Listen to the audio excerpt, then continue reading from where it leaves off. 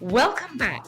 I'm Gila Ross, author of Living Beautifully and host of the Power podcast, where we share short, relatable ideas to impact and upgrade your everyday life. What's Shavuot all about? The Torah. Receiving the Torah. And what does it mean to us? Okay, we know what the tagline of it is. We know what, if you put into ChatGPT, what is Shavuot all about, spit out it as.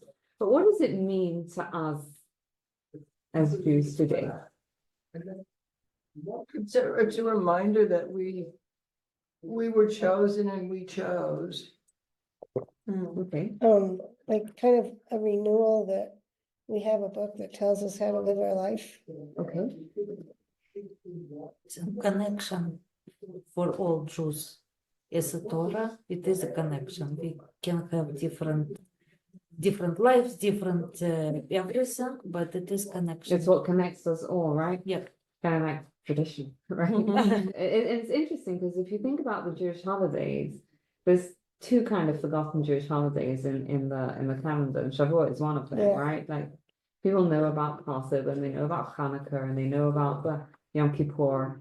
Shavuot and Sukkot are the ones that kind of like people don't really know so much about it, which is interesting because Shavuot is the one where we got the Torah, which is what you said is kind of unites us, I would say, unites us as Jews, right? Like that's more than anything else, right? It's the fact that we have the Torah that unites us as Jews, right? It doesn't matter what you believe in, you know, you can have Jews of different beliefs, you can have Jews of different ethnicities, different ideologies, right? But what unites us is the Torah. Now, it's interesting because when it comes to the Torah, when we talk about like the mitzvah, there's two different categories of mitzvahs. There's those between man and man, like don't steal, don't kill, don't tell a lie, etc. And those between man and God, right? Like keep Shabbat, eat kosher, pray, right? All those different types of mitzvahs.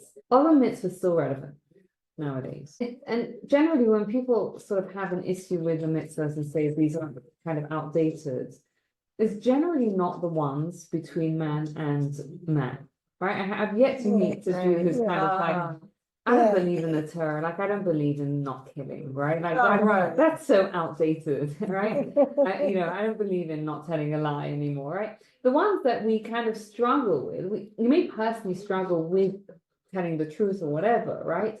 But we don't struggle with the concept of it. We agree that we can get behind the idea that it's good to tell the truth, that we can get behind the idea that you shouldn't take something that belongs to someone else. The ones often that we struggle with are those between man and God. And I think it doesn't matter really where you are on the religious spectrum, because I think this can pop up in wherever you are on the religious spectrum, right?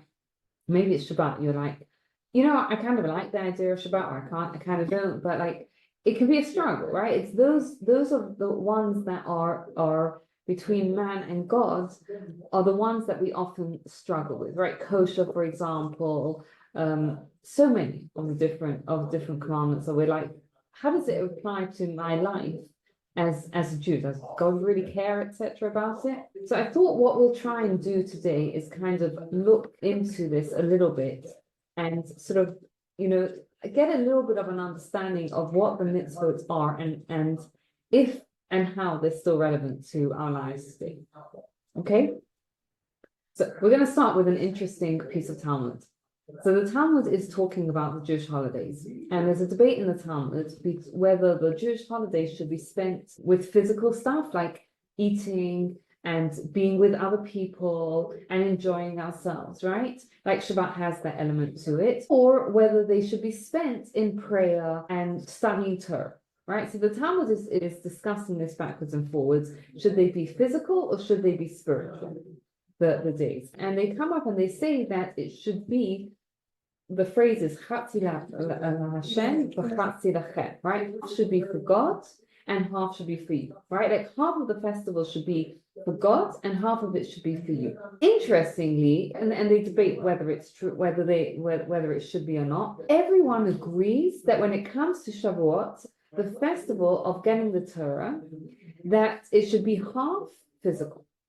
Half of it should be spent in physical enjoyment, right? Like food, resting, whatever we do to feed our physical body. Why? If any of the festivals, like Shavuot is when we got the Torah, right? If any of the festivals, there should be an argument that it should be all spiritual, it would be Shavuot. Why does the Talmud say that this is the one that we know for sure? Everyone agrees that it should be half physical. We're going to keep that question in mind, and I'm going to tell you a little bit of a crazy sounding midrash. Okay, so the midrash says that when Moshe went up to Sinai to get the Torah, right? So Moses had like this incredible level of prophecy that he sort of went up to heaven to receive the Torah. And what happens is the angels see that Moshe's come to get the Torah, and the angels say, no, why is this person getting the Torah? Right? Like, and they argue with God and say, this person does not deserve the Torah, right? The Torah is holy. It doesn't deserve to go to a human being. So what happens is, I told you it's a crazy sounding midrash, right? That the midrash says that God made Moshe look like Abraham, right? And said to the angels, why are you arguing, right? When you went to visit Abraham, referring to the story of when the angels went to Abraham and Sarah to tell them that they were going to have Isaac, you the angels ate meat and milk together. Therefore, the Torah belongs, these people can get the Torah. And the angels apparently listen to this, they see Abraham, they listen to this reasoning, and they're like, okay, fine, we back off. What is going on? What is going on? Like some weird plastic surgery going on in heaven, right? Where Moshe gets turned into Abraham. What's going on? So I mean, it's pretty impressive plastic surgery, making him look like Abraham. Yeah. Before I explain to you what was going on, let me explain to you the difference between Torah law and rabbinic law. There's different types of law. There's law that comes from the Torah, that's written in the Torah. For example, thou shalt not eat meat and milk together, right? It's different wording in the Torah, but not to eat meat and milk together, that's from the Torah. Now, what's the idea behind the Torah law? Very briefly, in essence, what it is that there is a spiritual harm that we would come into, or a spiritual benefit that we will get by either transgressing or fulfilling the mitzvah, right? So, for example, when it comes to something like don't tell a lie, we understand that it's spiritually harmful to tell a lie, right? It harms us, it harms the people that we tell a lie to, etc. When it comes to something, for example, like kosher, not eating meat and milk, the idea behind it is that there's something spiritually harmful, whether we understand it or not, about eating meat and milk together, and that's why the Torah says, don't do this. Or there's something spiritually beneficial about keeping Shabbat, and that's why the Torah says do it. Now, rabbinic law is different, though. I'll give you an example of a rabbinic law. A rabbinic law is we wait between meat and milk, right? After we finish meat, depending on the custom, an hour, 3 hours, 6 hours, whatever it is, we wait a certain amount of time before eating a dairy. What's the idea behind a rabbinic law? The idea behind a rabbinic law is that at some point in Jewish history, our rabbis recognized that as human beings, we have weaknesses, and we may be prone to transgressing the mitzvah, a mitzvah or an avera, and they put in place something to safeguard that. So it could be there's nothing spiritually harmful about that particular thing, but it's put in place as a safeguard to stop us from doing it. Now, in terms of legal bindingness, it's the same. What is it? It's a safeguard, and it reflects, it's an interesting thing because it reflects that as human beings, we have our weaknesses, right? An angel doesn't need a rabbinic law because they don't have their weaknesses. And it also reflects that we have a desire to overcome that weakness, right? So let's go back to Abraham's story. What happened there? Right? Why did Abraham serve the angels meat and milk, meat and dairy? Abraham, we're told, kept the Torah, even though the Torah hadn't yet been given. He knew prophetically what was going to be in the Torah and kept the Torah. And the angels, they're not like human beings that have a desire, temptation to eat a cheeseburger, for example. right? Why did they, even if Abraham served them, why did they eat it, right? Like, why did they choose to pretend to eat the meat and the dairy together? They could have just had the meat. They could have just, just not had the dairy. Yes, were you gonna say? Because they're not human and they won't be affected by the negativity of eating them together where humans would be affected. Very, very clear. Very, very close, right? Because what's going on here is Abraham knew the law, right? And the law is don't eat meat and milk together. So he didn't serve them meat and milk together. But he recognized that these were angels and that as angels, they don't have the same human weaknesses. Therefore, the rabbinic laws are not relevant to them, right? Because the rabbinic laws are only there because we recognize that as human beings, we have our weaknesses, right? We have our temptations, we have our struggles, and they're there because we recognize it and we have a desire to overcome it. Now, these angels don't have those weaknesses. They don't have those struggles. They don't have those temptations. So rabbinic laws aren't relevant to them. So what was God telling the angels is he's saying, you misunderstood the point of the Torah.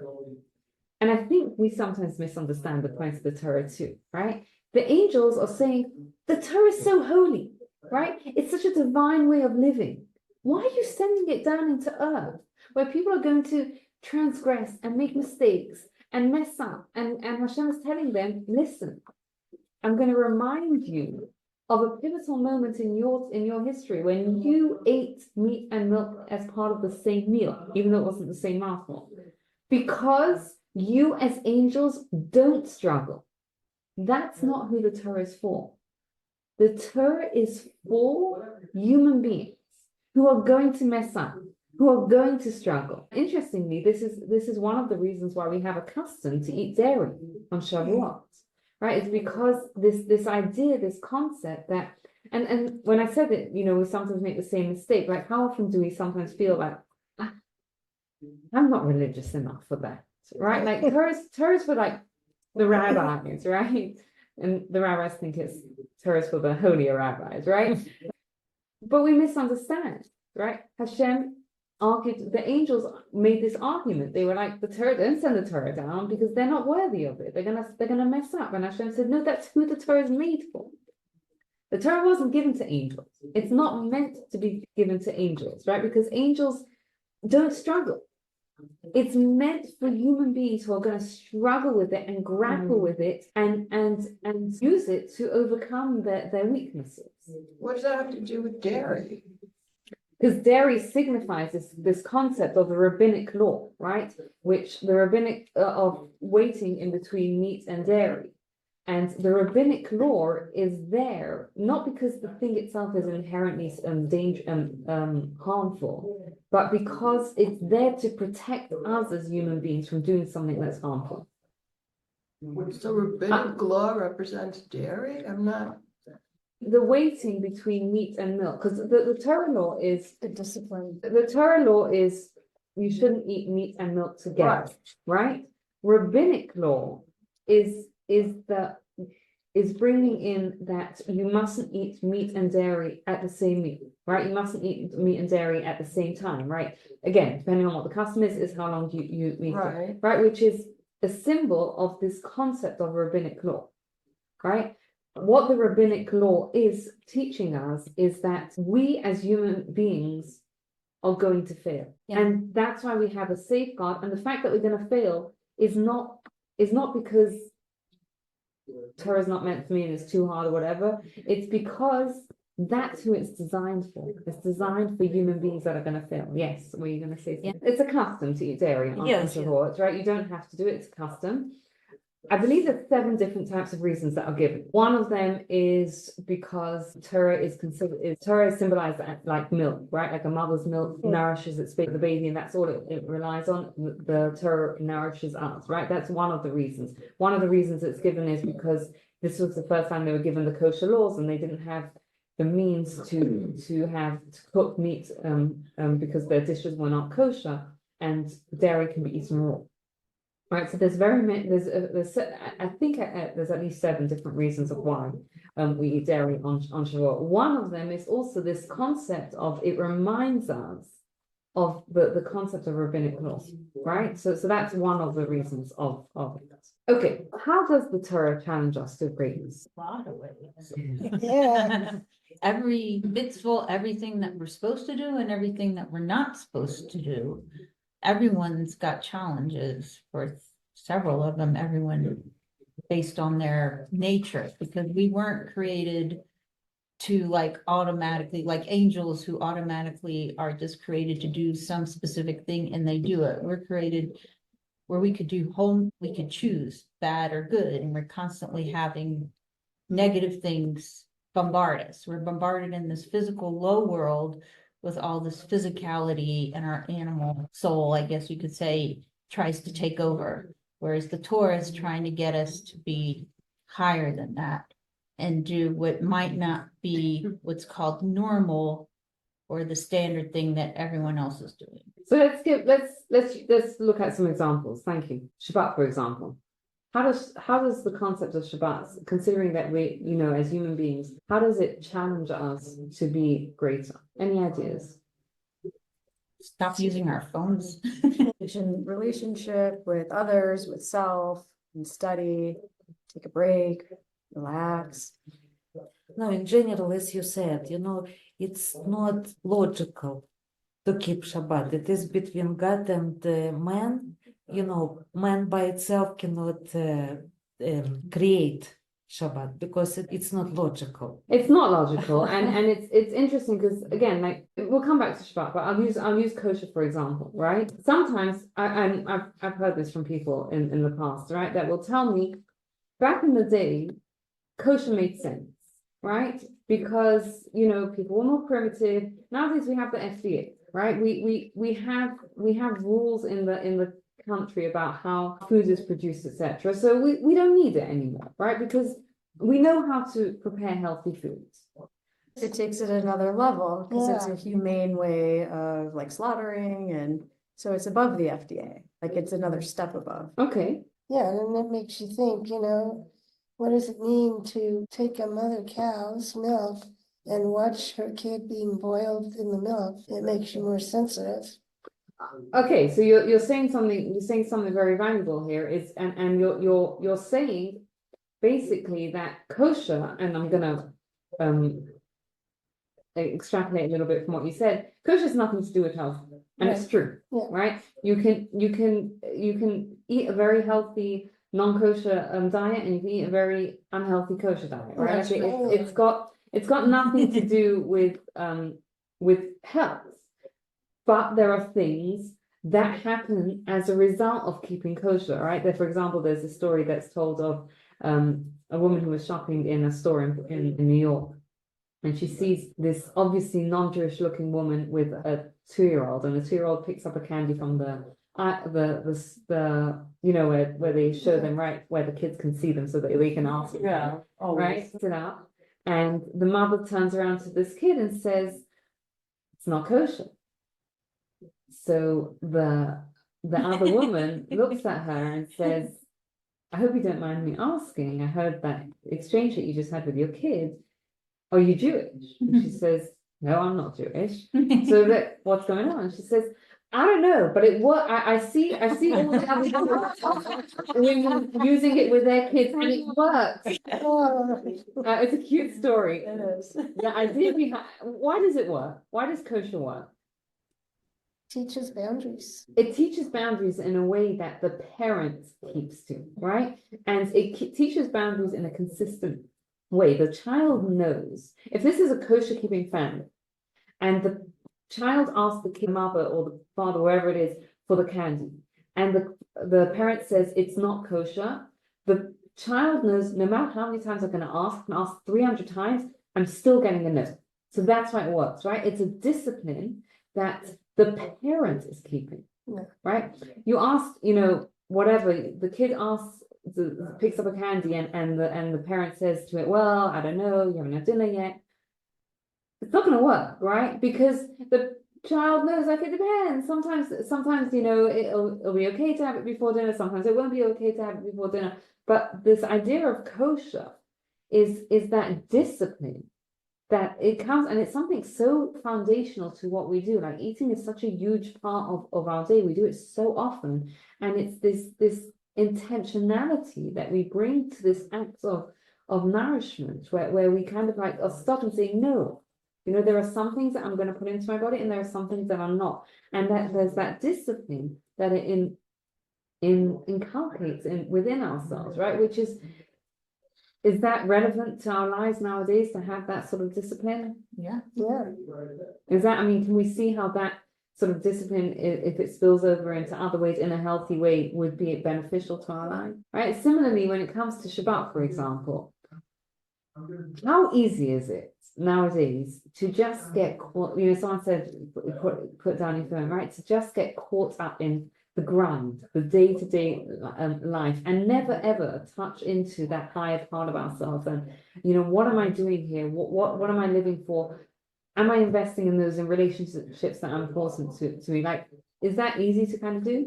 It's easy to fall into the trap of not doing it, right? yeah, And I think the more technologically advanced we get, the easier it is to kind of not fall into it. And that's what Shabbat sort of requires of us, is it says for 6 days you're going to work, you're going to be involved in the world, you're going, you know, you're going to put all your effort in, but one day a week you're going to step back from that and remind yourself that there's a higher power. You're going to connect to that higher power, you're going to connect to that higher purpose. Is that something again that we need these days? Yes.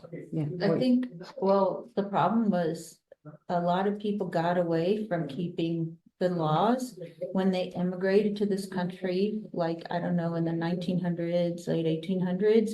And these people they were coming from like nothing. They weren't like, they didn't have money, and were setting up businesses, or they were working. And the US they weren't being supported, like they didn't have any way of like saying, oh, I'm just not going to come to work on Saturday, or be fired. Or you have a business and you're trying to run a business, and then, oh, they're going to close shop on Saturday. So it was so much harder then for them to keep Shabbat, and that's when people started to get away from it.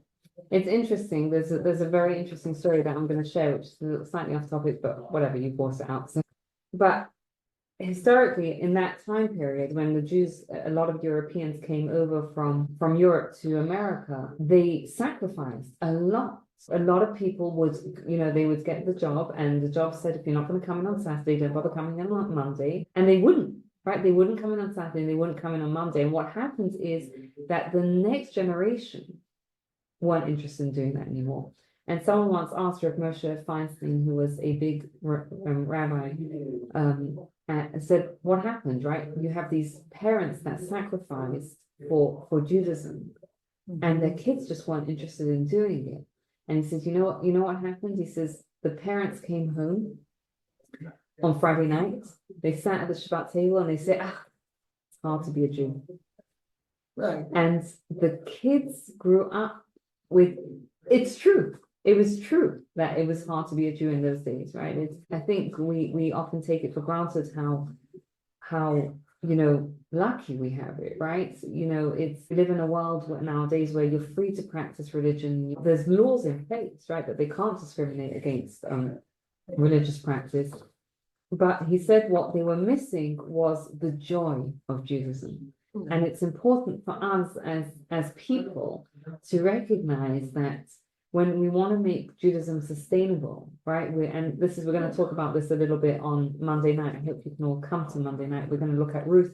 We're going to look at the sustainability of it. But in order to make it sustainable, you also have to find the joy in Judaism as well, right? You have to sacrifice, right? It's like anything, right? Anything that's important, you have to sacrifice a little bit for it. And you have to also find the joy in it. Yeah.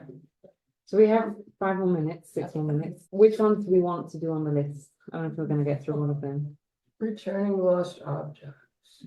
But returning the lost object, there's a law in Judaism that if you find something and it can be identifiable, it's not finders keepers in Judaism. It's you find something, you have a mitzvah to return it to the person who it belongs to. How does that challenge us? Well, It's a lot of money and we need money, you know, you don't wanna give it away. Yeah, Well, it's effort and time. I've never seen it like I did in Israel though. Like if they lost something, like it was amazing. It would be all over Facebook groups, it would be everywhere trying to get things back to you. They really do a decent job. Like if you lose your wallet, you don't have to worry. Yes, I lost my wallet in Haifa. did you get it In back? the north, I was living in Jerusalem. I got it back. Yeah, that's I got wow. And can I just Amazing. point out something there? That's not just a two-person thing. That changes society, right? Yeah. A Yeah, society where you find something in the street and like finders keepers, if I could be very blunt, is a selfish society, right? A society that you find something in the street and the mindset is, let me find out who it is, because hold on a second, put yourself in the other person's place. When you lose something, it's awful, right? You want to find it, you're like stressed about it. And if we as people find something and our reaction, it doesn't have to be our natural reaction. Our natural reaction could be, ooh, this looks really nice, I want it. Yet we take the moment to say, you know what, I'm going to do what the Torah demands of me, which is try and find it. And there's laws about how we do it and how much effort you have to put into it, etc. But is builds a society that cares about other people. You can see again, like there's so many different things, right? Building safety regulations, like in Jewish law, there's if you're building a roof on your house or whatever, and it's flat, you have to build a fence on it. Why is it that way? So that no one falls off it, right? Again, it's about thinking about the other person. It's not just about what's convenient for right now. Hey, you shouldn't be on trespassing on my property. You shouldn't, right? There's laws about that as well. And at the same time, it's training us to think about other people. It's training us to think about the consequences of our actions, right? Cruelty to animals is the same sort of idea there as well. It doesn't matter, right? This is an animal. The animal has feelings. You're gonna train yourself to be sensitive to this. Similarly, the laws of we have 1 minute left. The laws of menstrual separation laws, right? The laws in Jewish law, they're called Taharat Mishpacha, family purity. What it's doing is it's taking a relationship where it can become stale and it can become something that is, is just loses its spark over time. And it's bringing spirituality into that relationship. It's saying that we're going to bring a third partner into that relationship, right? It's not just me and my spouse. There's a higher power here, right? There's a God that we both subscribe to. And that totally, it takes like, the way I've heard it described is, you have a straight line, it's like a straight line. But if you bring the third point in, it becomes a triangle. Right? And it becomes this solid relationship as opposed to just me versus you. It's this idea that we're bringing spirituality into the relationship. We can go on and on about all the different mitzvahs and show how each of those mitzvahs is training us in a certain way. But I want to just wrap up with, again, this idea, this concept that Shavuot is coming up, and it's when we as people get to choose to say yes to the Torah. Thank you so much. No worries. And we have to remember who the Torah was given to. Right? The Torah is not given to angels. It's not given just to those super religious people. It's given to us who grapple and struggle with it. And it's kind of like, people who watch boxing, for example, right? If you think about it, it's just a gruesome sport. Yeah, I don't want to. What's the attraction to watching it? I don't know what the attraction I don't is. know. There's an attraction to watching someone give it their all. Right, in the arena fighting, and that's what you don't have to relate to it at all, but it's popular, right? What this again, the analogy, what is it? Is that the Torah was given to us as human beings, right? As people who are going to fail. And that's not the problem. The problem isn't, that's not what the Torah isn't about, okay, you're going to be perfect, etc. It's about given to us, recognizing we're going to fail. We have weaknesses, we have struggles, we have temptations, we have things that we find difficult to understand. And at the same time, we have a desire to become a little bit better. And that's what perhaps is an opportunity to do on this year's Shavuot, is to recommit that, get into the arena and just give it our all. we can always, the Torah is such a high level that we can always aspire to get better. So you're Yeah. always gonna be able to improve because the Torah is like infinite in all the ways you can improve yourself. So you never stop growing. Thank you. Thank you so much for taking the time to listen. I'd love to hear your feedback, and if you enjoyed this episode, you'll love my book, Living Beautifully: How to Bring Meaning, Joy, and Love into Your Life, based on the timeless wisdom of Pirkei Avot. And please take a moment to rate, review, and subscribe to the podcast so you don't miss out. Have a wonderful day.